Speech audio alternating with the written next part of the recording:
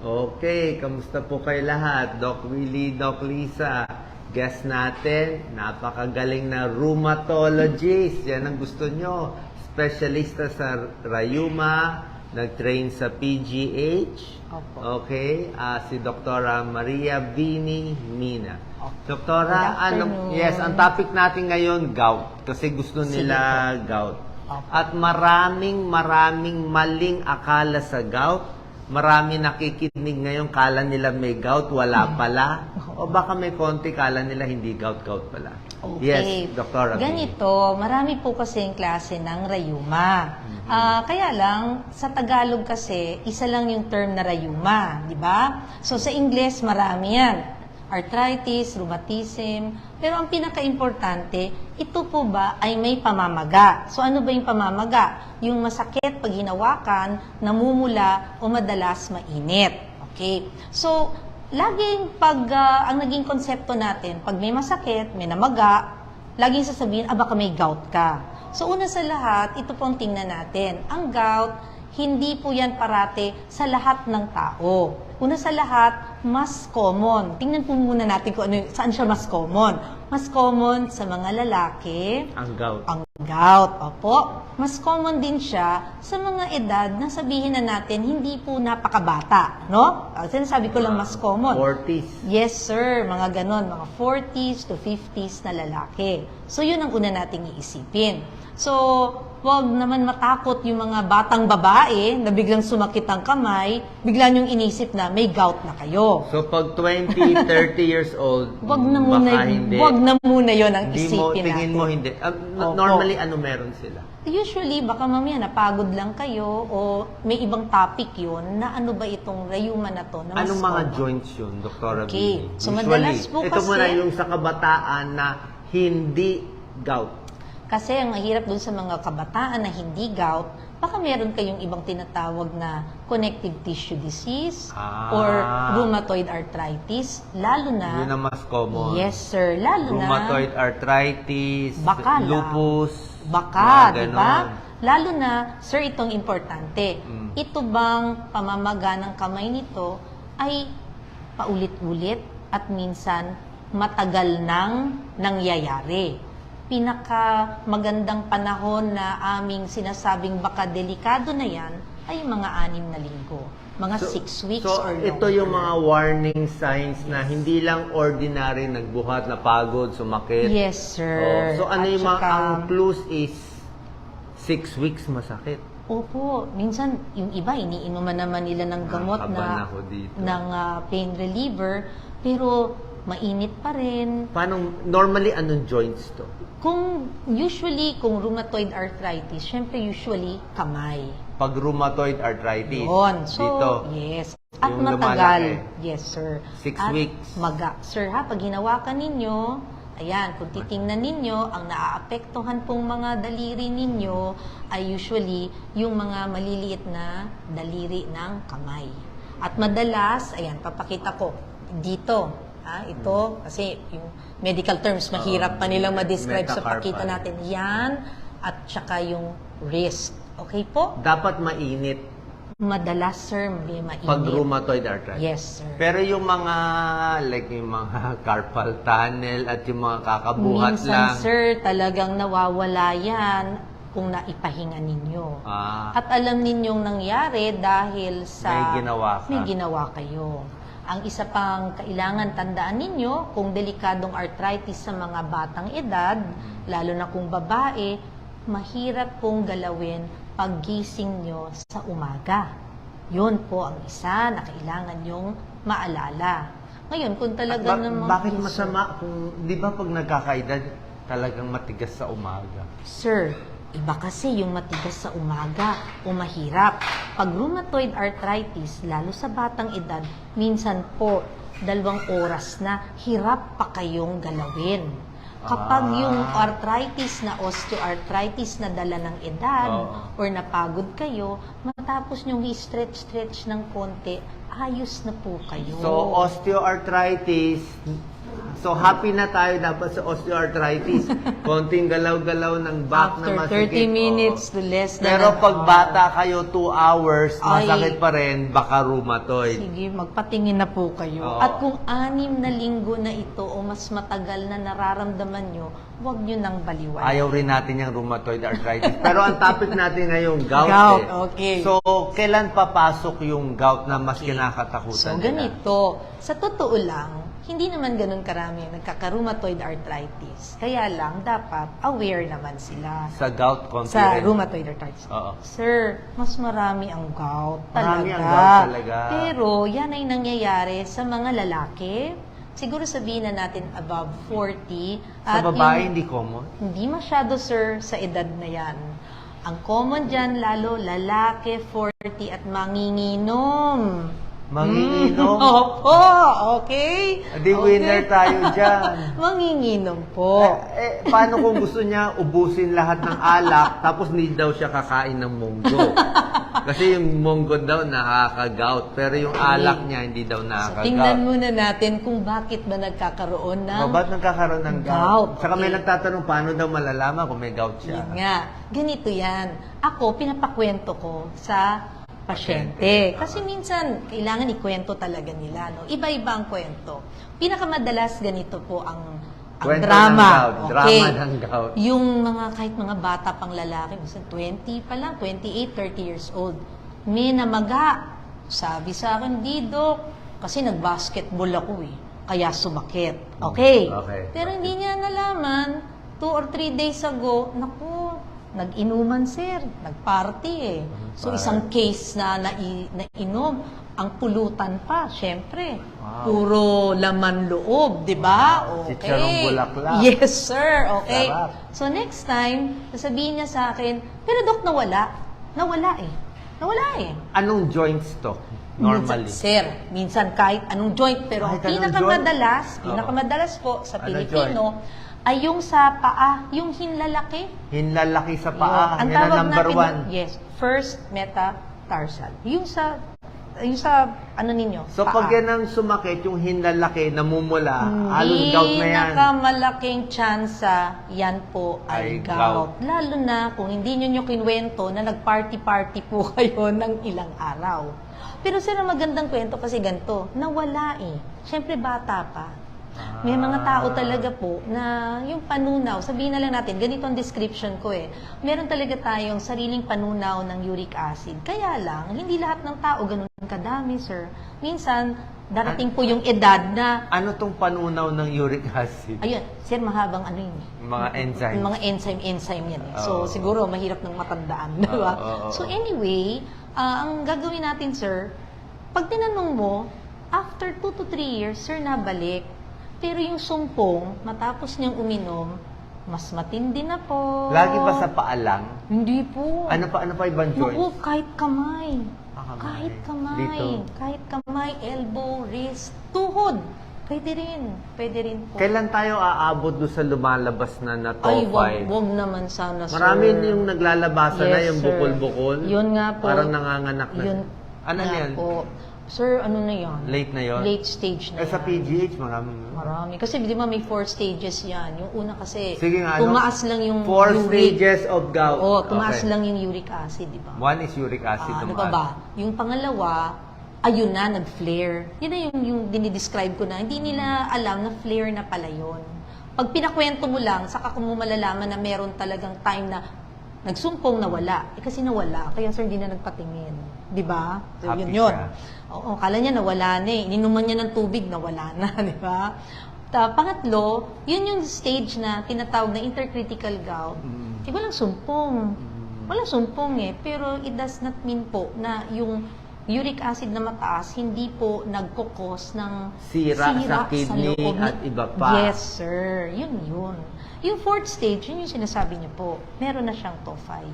Meron ng mga makikita niyong bukol. So, paano nila malalaman ng mabilisan kung may gout? Yun. So, madalas, sir, kung ganun ang history ninyo, maganda, pumunta kayo doon sa inyong doktor. Kasi, syempre, saka yun, check kung ano yung tinatawag na level ng uric acid. Nagdepende po dun sa level ng uric acid. Madalas po, kakailanganin na natin na magbigay ng gamot para po ito ay pababain. Baka turo mo na yung levels, doktora. Alam nyo, kasi po, pag tayo ay kumuha ng level ng uric acid, alamin po ninyo na yung mga nasa laboratory, wag po kayong mag-rely muna doon, ha? Kailangan ikwento nyo sa doktor nyo at yung doktor nyo ang magsasabi sa inyo kung paano ang pagbigay ng gamot. Kung ayaw nyo naman talaga ng gamot at kayo ay gustong lifestyle, ito na po ang laging tinatanong, ano ang bawal na pagkain? Sa totoo lang, kung gusto nyo ng simple, Simple. unahin muna natin, huwag na muna kayong uminom ng alak. Number Kasi- 1 talaga yung alak. Yes. Pangalawa, Number 1 talaga. Yes. Kahit ano, hindi naman, better sir. ba beer, wine, Wala hard? Kasi, sir, ganito. Hindi, kailangan daw nila lumusot eh. Wala. Kasi Pag ganito. hard daw, less. Ang kwento ko nga sa pasyente ko, para Gin, maintindihan ano? nila, yun kasing alak, hindi siya ang cause na dumami yung uric acid nyo. Ang nangyayari po dyan, yung uric acid na nasa loob na ng katawan nyo, hindi po ninyo maiihi o mailalabas. So, di ba worse, sir? Kasi, Bakit di mailabas? sir, nandun yun dun sa mga receptor sa kidney. Na kumbaga, yung perang mga receptor tayo sa kidney na dapat sa kidney, pag umihi ka, daladala niya yung uric acid, itatapon mo, yung alak ho, yung alcohol yung nakasakay doon. So, imbis na mailabas yung uric acid, naiwan po sa loob ng katawan. So, kahit hindi ka na kumakain ng excess protein, kung saan nanggagaling talaga yung uric acid, nadagdagan lalo. Nagda-diet ka na, kala So, mo, pag may gout na, mataas na uric acid, hindi na pwede uminom ng alak. yun naman talaga, Wala sir, ang advice. Pag gano'ng kataas ng uric acid sa dugo, masasabi mo gout. Paano kung a little high lang? Sir, kasi ngayon, hindi naman natin na may measure yung eksakto, no? Sa Oo. araw na nagsumpong ka. So, Baka minsan mataas opo, o mababa. hindi lang nakuha ka agad. Kasi baka mamaya maganda pa kidney mo, naiihi mo pa rin yung iba. So, ngayon po, yung sa level, kung titingnan ninyo, sa amin pong mga rheumatologist, mas gusto namin na ang level ay yung 6.0 milligrams per deciliter. Kung ano yung numero doon, nakikita nyo yung 6.0, di ba? Yun po ang level at mas mababa pa. 6.0. Opo. Sa aming pag-aaral, kung ganito po kababa ang level, mas konti po yung nagsusumpong. Pero ito po kasi ay kung meron na kayong iniinom nga na gamot na para i-maintain ito para pababain. Ngayon, kung ayaw nyo, meron talaga, sir, kasi sasabihin sa akin, mataas yung uric, Ayaw pero minom ng gamot. ayaw minom ng gamot. Meron talaga, sir. Ang advice ko lang, ano ang bawal na pagkain? Huwag po Alak kayo naman, no? masyado sa protina. Karne. Yes High po. protein. Yes po. At isa pa, Anong protein na daw? sa meat po, yan talaga. Pork ha? and beef.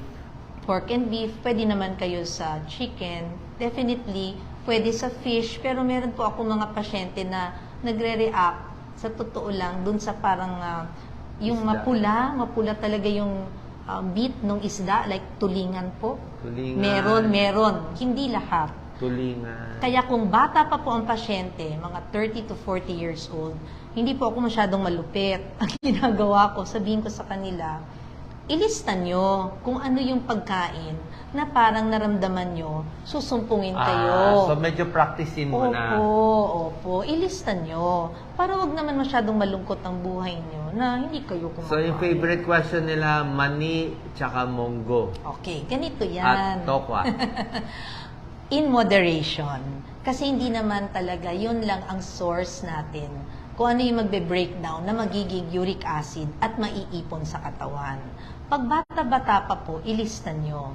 Pangalawa, syempre hindi naman po pwedeng 1 kilong mani ang inyong kakainin. Sabi nga ni Dr. Arnold, healthy naman yung isang dakot ng mani. Huwag naman po masyadong marami. So, in moderation, kung ano ang alam natin na healthy lang. Okay? So, everything in moderation. Yun lang. Pagdating sa gamutan, Doktora, Opo. I'm sure sa training nyo sa PGH, at sa Opo. mga pasyente, sa naibigay sa mga mahirap, Opo. Dalawa lang ba options natin? Allopurinol, tsaka yung febuxostat. Meron tayong allopurinol, merong febuxostat. Paano pagbigay? Meron pa ba ibang Ganito option? po, ang ating talagang objective ay tanggalin muna yung inflammation. Kasi yun naman po Pamamaga. talaga ang problema, di po ba? Hindi okay. kayo makagalaw kasi masakit.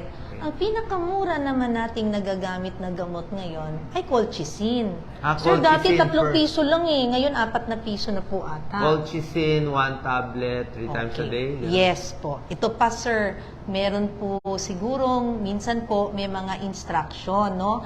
Ngayon, sa Philippine Rheumatology Association, meron na po tayong tinatawag na clinical practice guidelines. Para po dun sa lahat ng doktor, pwede po tayong mag-refer dito. Pag inano nyo, tinype nyo po yun, lalabas yun. Kwento nyo nila.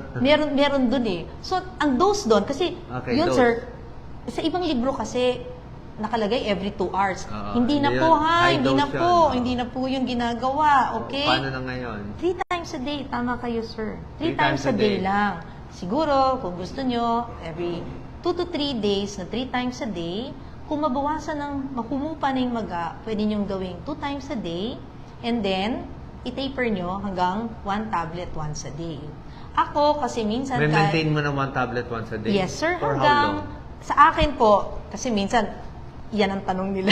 Ang hirap kung ayaw, hindi naman agad makabalik sa iyo. So ako sinasabi ko na, o sige, kung ang budget hanggang 1 week, at least 1 week na wala kang nararamdaman bago mo itigil. Pero ideal, tuloy-tuloy lang. Sir, minsan kasi kailangang i-follow up, pero kung talagang mawala na yung kirot, pinapayagan ko yung pasyente na pwede siyang tumigil kung wala na siyang naramdaman na Pwede ba, inflammation. ano mas magandang maintenance sa mataas uric acid? Colchicine everyday or allopurinol 300 milligrams, 100 Kasi sir, milligrams? ganito, Anong chine-check din natin sir, kaya kailangan magpa-check din kayo sa doktor kasi may ibang factors. Minsan po, may ibang kasama na sakit yung pasyente. Okay. So, kailangan i-check din natin na okay po yung kidney, okay po yung liver, di ba?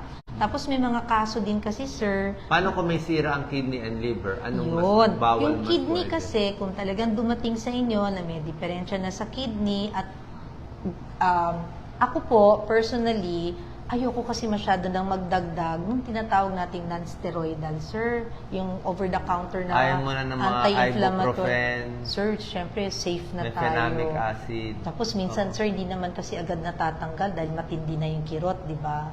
Anong binibigay yung Pwede- pain reliever? Pwede, Wala sir, na? colchicine, or kung kailangan talaga, pwede tayong low dose na steroids. Kung may kidney problem, sir, ha? Hindi, pero hindi na kayo nagbibigay ng mga Celecoxib. Ako, sir, minsan kasi, ang pasyente, on their own, umiinom na. So ako, sasabihin ko, as needed, kasi hindi ko na masaway, sir, di ba? Pero ideally po, pag talagang sinunod nila na ang ininom ay colchicine lang, umiigi, sir, eh. 4 na Ako piso lang ayoko yun, magbigay eh. ng anti-inflammatory. Oo nga, sir, eh. Kaya lang minsan pag dumating sa akin, nakainom na. Although may mga doktor na gusto magbigay ng Pwede naman, ng sir. NSAID kasi anti-inflammatory Pwede daw. naman, sir. Mababawasan yung inflammation. Pwede naman, sir. Para sa inyo, ano bang maganda? Ako kasi, in my practice, so More far, beneficial na may 1 week siyang anti-inflammatory um, or mas delikado baka ma-ulcer at yun ma-kidney? kasi, sir, case-to-case basis. Oo. Kung ang dami-dami ng iniinom na gamot ng pasyente, kung pwede naman na hindi tayo kung pwedeng hindi magdagdag ng anti-inflammatory, Colchicine ka sa lang. akin, colchicine, and most of the time po, kung masunurin ng pasyente, it works. Magugulat kayo na pagbalik niya, basta sumunod, sir, ha, huwag pasaway. Pag bumalik, nakatungkod, ay, naglalakad na. So, kailan yung allopurinol? Kailan yung Sir, febuxostat? okay, ito. Ngayon, sir, kung talagang mataas ang level, madalas dumarating talaga dito, 7 na, Very high. 8, 7. 9, or 10, okay? So, minsan po, after a week, hindi ko po, sir, sinasabay, no? Sinasabihan ko yung pasyente na pag humupa na yung maga, no? Yung hindi na, sir, pulang-pula, yung nakikita nila, pwede ka nang mag-umpisa ng febuxostat or allopurinol. Actually, halos pareho yung dalawang gamot na yan. Ang by experience lang po, lalo ng ibang rheumatologist, Sa allopurinol kasi, may mga tao po na Side effect. nagkaka-allergy. Matindi yung allergy. So far, sa febuxostat, hindi pa ako mismo naka-experience na nag-allergy ang pasyente. So sir, minsan may delikadong allergy. So not all. Allopurinol, pwede rin Allopurinol. bumaba yung CBC. Opo. Sir, hindi, sa akin sir, by experience, hindi masyado. Sa allopurinol kasi, ang ginagawa namin noon, kasi wala pa pong febuxostat noon eh, kung delikado at hindi agad makabalik ang pasyente, kasi po, kukunti kaming rheumatologist nun, so minsan ang layo sir, hindi mo mapabalik ka agad. Inuumpisahan ko po sa mababang dose. 100 mg. Yes, sir. 100 once a day. Tapos, kung wala namang nangyari, di masaya ako, sir, saka ko gagawing 300. Ngayon, kung talagang malayo ang pasyente at hindi agad makakabalik, kung merong naramdaman, nagsa-start po ako after a week, sir. Yun nga, nawala na yung inflammation ng mga 40 milligrams. So, once a day. tuloy-tuloy lang to for several years, months, hanggang Sir, sana bumaba. kasi maka-follow up sila kahit man lang every 6 months. Pero Para pag sana, nag-normalize na, pwede natigil. sir, kung depende sa edad, depende sa kaso, depende kung gaano kataas yung uric acid, pero ang mas gusto namin, ma-maintain yung gamot para yung uric acid levels Sa dugo. ay maging 6 and below. Yun ang goal, 6 Yun ang and target below. natin. One, levels that are low at level na hindi po magkakaroon ulit ng flare. Yan. Yung mataas na uric acid pero walang sintomas, walang nararamdaman. Let's Okay. say 8 na walang nararamdaman, pero 8. Kung walang iba, sa akin po, kung walang comorbid yung pasyente, ibig sabihin, hindi siya hypertensive, hindi po Wala. mataas ang cholesterol niya, minsan, ina-advise natin na try mo muna mag-diet. Okay, pero kung ito ay matanda na ng konti at alam mong minsan kailangan talagang honest yung pasyente o matanong mo ng gusto na wala siyang secret na sakit na ayaw sabihin sa inyo. Na namamaga pala yung paa. Kailangan, sir, yun ako, may option. Kung talagang ayaw ng pasyente. Minsan, sir, naman hindi sa ayaw eh. Ano Hindi binibigay lang mo sa ganun? na-explain. Asymptomatic o medyo mild Sir, symptom? sa akin po kung minsan talagang lifestyle pa rin, sir. Ano nga ang lifestyle hindi pa natin nabanggit? Ano Maraming tubig. Sir, yon. Tubig, di ba? Okay. Pwede. Maraming tubig as long as wala po siyang sakit sa puso na kailangan bawasan yung intake Tubig, ng oo. tubig. That's one. Pangalawa, ito po, idadagdag ko talaga, bagong pag-aaral to, meron pong mga nakasulat dyan sa nabibili nyo na high fructose corn syrup. Yung mga debote na juice, Pwede pong basahin ninyong mabuti na wala pong laman na ganyan yung mga kinakain nyo. mga pampatamis na juice yun, di ba? Meron po yang Or yung mga foods, marami Yes, yan, sir. pampatamis. Meron po yung effect sa pagtaas ng uric acid. Oo. Tapos po, sir, importante pa rin ang exercise. Ano Exercise magagawa pa ng rin. exercise sa pagbaba ng uric acid? Sir, for one, talaga, syempre, kung overall health ang pag-uusapan natin, so, mas maganda ang magiging result ng lahat ng bodily functions mo. So, sa akin, basically, hindi na natin mapipinpoint kasi sa ngayon po, kasama na rin ang pagtaas ng uric acid sa metabolic syndrome. So, kailangan talaga overall health. na Anong talaga dose tayo. ng febuxostat mo, Sir, ang Doktora? starting dose natin ay 40. And then, 40 milligrams. Then, sir, yun nga, sana maka-follow up ang patient, ma-check natin kahit every 6 months or 1 year, then we adjust. marami ba kayong nakikitang komplikasyon at merong seryoso ba sa gout na pinabayaan? Sir, kasi yung pinaka nakikita nila, yun na pong chronic tophaceous gout. Pangalawa, imagine ninyo Kidney kung stones, yan kidney ay nasa failure. kidney. Marami din. Kung yan ay mapunta sa kidney. So ako, pag dinidescribe ko sa patient, paano na lang kung di mo aalagaan yan, kung yan ay mag-lodge sa kidney mo. So may Kidney taong may problem. lahi talaga na mataas ang ano. Meron po, sir. Meron talagang bata pa o lahi nila na tumataas ang uric acid or siguro yung enzyme, no, na xanthine oxidase, yung hindi na yung nag-re-regulate na matunaw yung uric acid, hindi mataas. sa Napansin ko, ibang tao. Doktora, mga post-stroke, Opo. nagkakagout. Sir, kasi madalas din, Pag sir. na-stroke, nagkakagout. Kasi po, ang stroke is also a form of stress. Ayan ang dadagdag ko, sir. Hindi lang po pagkain ang nagkokos Ng food uric acid. elevation. Stress din, sir. Bago yan Opo. Pwede ko i-title yan. Stress nagdudulot ng gout? Opo, sir. Yes, sir. Kasi Bakit minsan... siya? nung- Bakit nakakataas ang Sir, stress? sa stress Puyat, level, bakit? sa stress Cortisol. level, sir. So, kung ano mo, it can still trigger a gouty flare. So, pag di ka stress Kaya minsan sinasabi ng pasyente, bawal na nga ako, di na nga ako makakain. Minsan ginajoke ko, kasi naman ginutom ka na ng husto, kaya lalo ka nagsumpong. They don't realize po kasi, sir, na stress can also cause, syempre, alterations, sir, sa So, sa health. final tips is uric acid, CBC, creatinine, yun lang. Opo, make sure, sir, na...